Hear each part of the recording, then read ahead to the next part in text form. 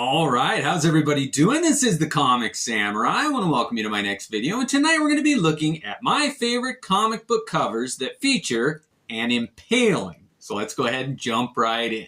First up, we got this Ghost Rider number 21, and it features a beautiful cover done by Joe Quesada, and I just love his take on the spirit of vengeance here.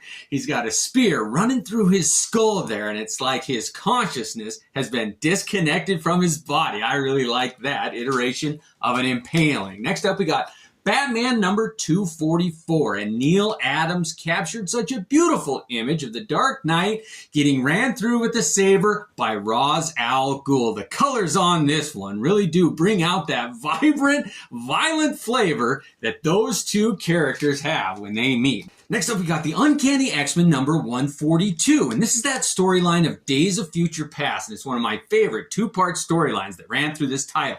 But this has got a beautiful cover done by Austin, and you get to see the death of Wolverine and Storm there. Those two characters in that timeline really do die on the cover here, and Storm is getting impaled. It is gruesome.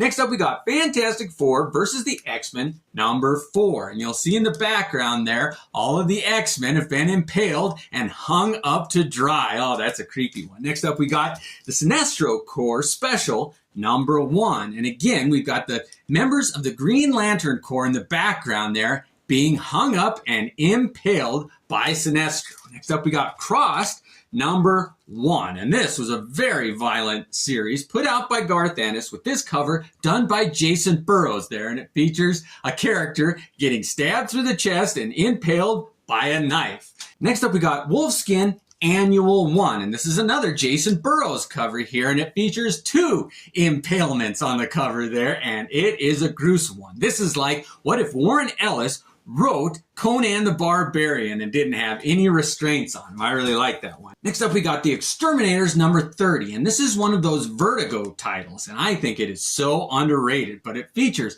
all these characters impaled on a board with pins through their chest, just like a bug collection that you had to do back in grade school. I like that. Next up, we got Dracula, Vlad the Impaler, number 1, put out by Topps Comics. I thought the art on this one was so underrated. It really was incredible here. And the Impaler, it literally says that in the title there, and you've got a sword stabbing down into the fray. I like the symbolism on that cover. Next up, we got Wolverine number 88, and this is that famous Kubert cover featuring Deadpool stabbing Wolverine twice, impaling him with his swords there. And I do like the graphic design on this one, that simple black and red image.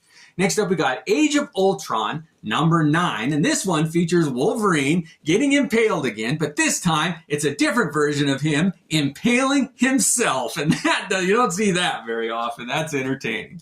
Next up, we got Blade number 5, and this one features Wolverine impaling Blade, all 3 blades going through his head there, and his smile on his face. This is one of my favorite covers. I really do like that one.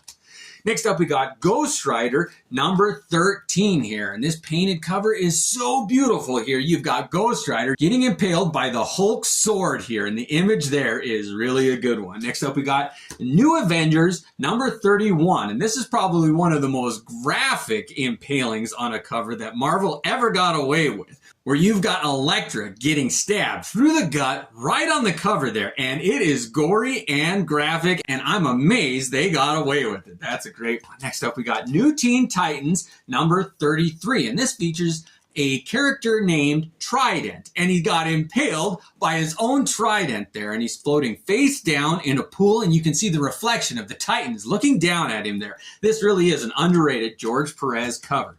Next up, we got JLA number 96, and John Byrne did a great image of Wonder Woman impaled by a sword there, and Superman looking down on her, and you're like, did Superman stab her? What happened? Oh, I do like that one. Next up, we got Ronin number 6 here. And this is a Frank Miller image. And he was in his stage where he was had a big manga influence. But the blacks are heavy on this one. And there's a main samurai there in the front committing hara-kiri and disemboweling himself to reclaim his honor. finally, I always say the best for last, and this is Caligula number 6. And this series was so much fun. I loved the art, the story. It was horrific and graphic. And this cover sums that up with all of the knives impaling the emperor there, and he's just smiling, that demonic grin. What a fun group of impaling covers. But I know I must have forgot some. Let me know what your favorite one is. Thanks for joining me, and have a great night.